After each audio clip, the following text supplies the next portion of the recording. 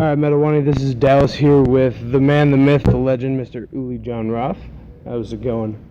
It's going great. Yeah, welcome to Omaha on one of the dreariest days of the year so far. Yeah, we rolled out the warm weather just for you. So I'm just going to kind of dive right on in. Given how many generations that you've directly inspired with your guitar playing, who would you say now currently inspires you? I don't really think that way. You know, I don't look for inspiration of that sort. I don't know. I get inspired not so much by other players these days. I get inspired really by the music itself, you know. Yeah, difficult to explain, but I'm not really one to go around listening a lot. So less so a specific musician? I did that when I was very young, you know, but that's a long time ago. It's a long time ago. There's a lot of talent out there, but I don't know. I don't even have a CD player. Oh. Well then, how do you feel about the people who've directly have been directly quoted saying that you've been one of their biggest inspirations? Well, that's a really nice compliment. You know, it means that I've been doing something right, and once you start resonating with other people, that's really what it's all about. Absolutely. You know, it's all good and well sitting at home and just playing for yourself, but if you have a talent, then you need to share it with others, you know, and I guess that's what we do. That's why we're here. Yeah, for sure. So, after a fairly extensive career in music, you've probably seen a lot of things, been a lot of places. What would you say would have been the most impactful events along such a illustrious career? There were quite a few, you know. When you're looking back, you know, in the beginning is things like you go to a concert that leaves like a kind of an indelible kind of impression on you. Absolutely. You know, like when I was very young, I got to see Jimi Hendrix.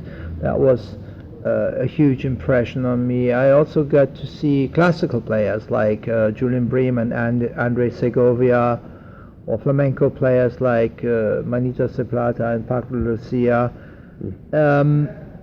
These things last and resonate, and then of course in your own kind of career you get to play certain concerts, and some leave a big impression on your own mind, you know. So, and I've got quite a few of these. I've got a nice collection of memories looking back of the shows that were my favorites, you know. There were also a couple that were not my favorites, and those I also remember.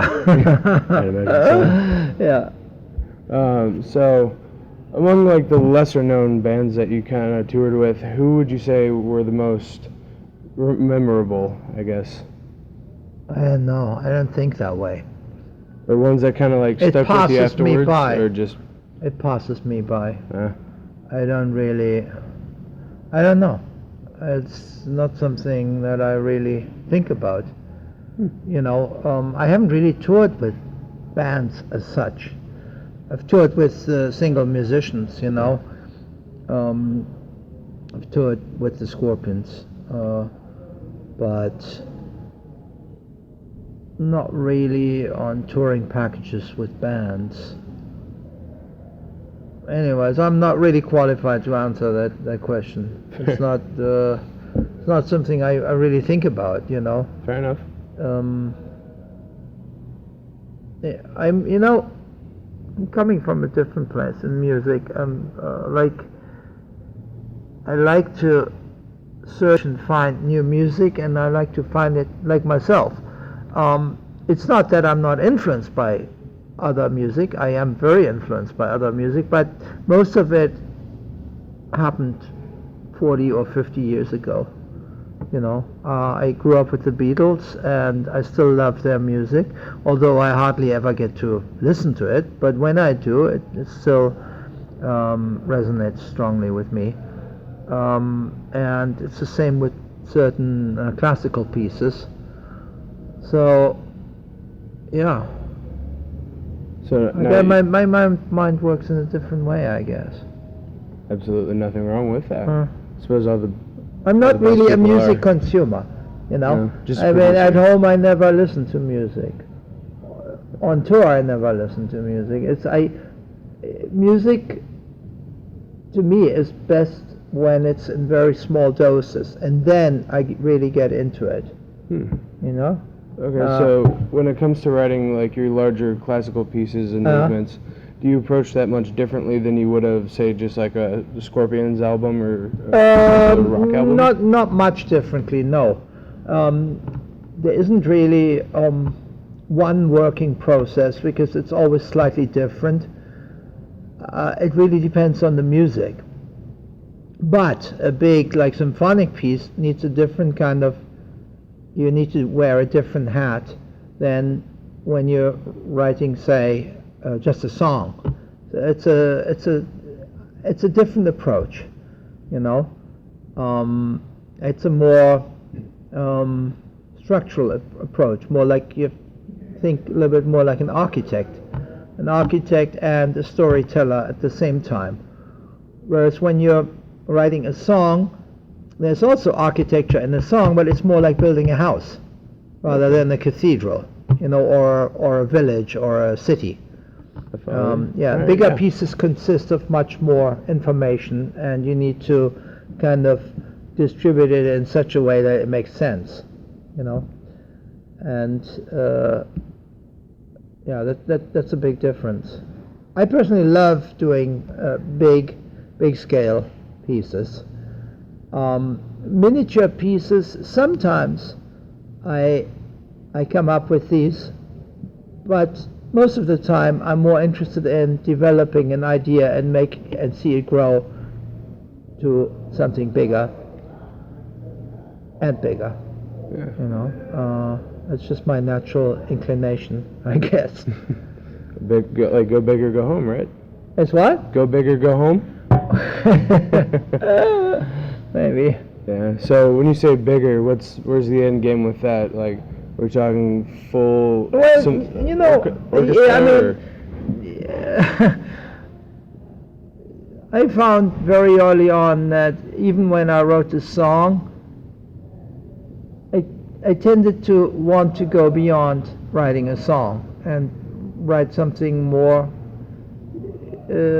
on a larger scale. And these pieces are inevitably longer.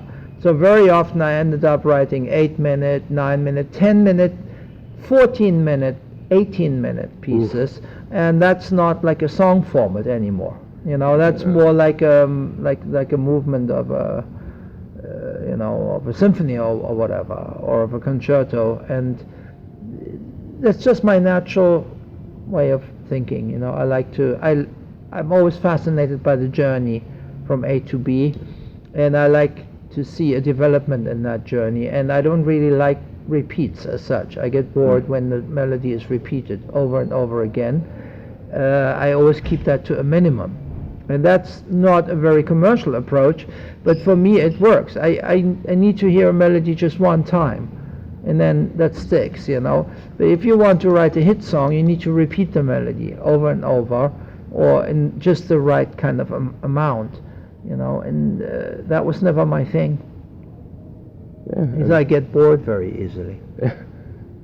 I actually feel you on that. I'm similar, like in the way that I also get very bored with repeating over and over and over.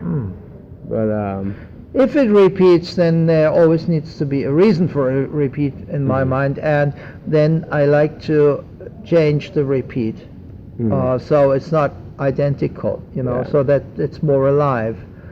But yes, there are different ways of doing these things. Yeah. So, given all of your different approaches and techniques and styles of just guitar playing that you do, Is there one or two specific things that you look for in any guitar that you actually play with and take like on stage and on tour? A guitar? Yeah. Right. What do you look for first? Well, I want a guitar that has a great sound, a guitar that is very playable, that responds well, and a guitar that is very versatile. I want a guitar that can do many things, not just one thing. And I want them at my disposal quickly, you know, and that's really why I designed the Sky guitar. It's supposed to be really an instrument that gives me lots and lots of colors. Also, it's just a very strong tool of expression. With that guitar I can do pretty much anything that I want to in terms of playing electric, and yeah, I'm certainly very happy with that. Yeah, I mean, speaking of the Sky guitar, just having watched you play it and the double neck incarnation of it, and two of the most beautiful guitars I've seen in real life. What kind of, I believe it was your body design? Yeah. So what kind of led you to that? Well, the design was a mixture of a practical necessity and an aesthetic kind of search for something that is symmetrically beautiful. In order to play that high on a guitar, I had to make a certain choice. You know, I could not have the same body shape as a traditional guitar like a Les Paul or a Stratocaster, because I wouldn't be able to play that high. So I knew I had to have a cutaway at the bottom that enables me to play way much higher than on a normal guitar. And so the symmetry of the guitar had to be different, very different. At the same time, I wanted a guitar that is balanced and beautiful to look at. And somehow this shape emerged in my mind, and I drew the guitar, and then my guitar builder built it for me. And it looked pretty much like the one that I drew. And yeah, it was that simple. And then we built several prototypes, and eventually 20 years later or something like that, we put it out on the market with Dean as a limited edition of 50 Sky guitars, and the first edition has been sold now and finished. So we're going to make a new edition, which will be slightly different, but it'll still have exactly the same shape. But we are working on a few minor improvements, you know, because I'm always somebody to constantly try and push the envelope to make it better than before. You know, so no two Sky guitars are exactly the same, and that's exactly the way I like it. Absolutely. So again, they're part of the journey, you know. Absolutely. And they keep getting better. So it would make this new batch even better than the original. And there will be minor improvements. We're working on a new, an even more enhanced pickup design. The one that I've got so far is already extremely powerful and gives me so many colors. But there is a couple of things that I can still think we can improve upon. And we're experimenting with that at the moment. And there are other minor kind of improvements that we're working on. It's not going to be drastic, but for me, even the minor things make a big difference. You know, because it's like you're fine-tuning a Formula One car. You know, it's very similar. Absolutely. Yeah, I mean, you seem like a man who's very detail-oriented, so only I feel like only in certain respects. Only when I really care about something, and only when I'm really interested in something. With a lot of things, I'm absolutely not detail-oriented, believe me.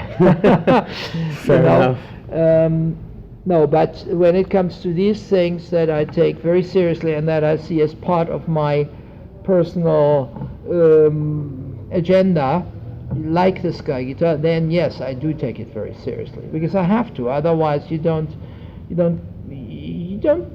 reach a stage of excellence in any field if you are not detail oriented.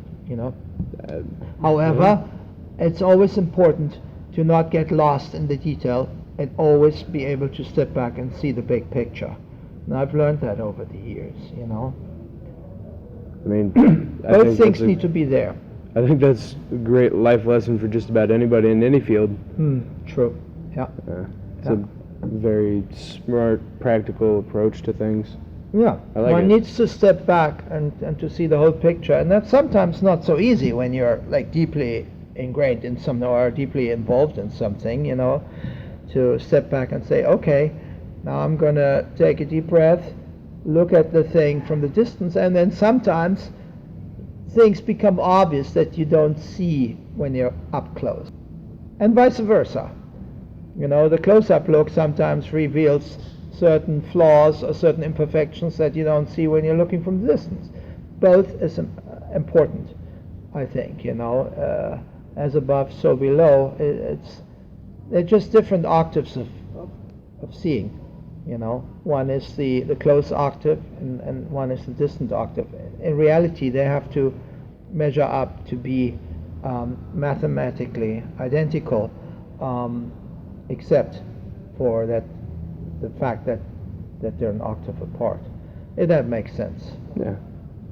So I guess we'll kind of come back to your touring, at least this year.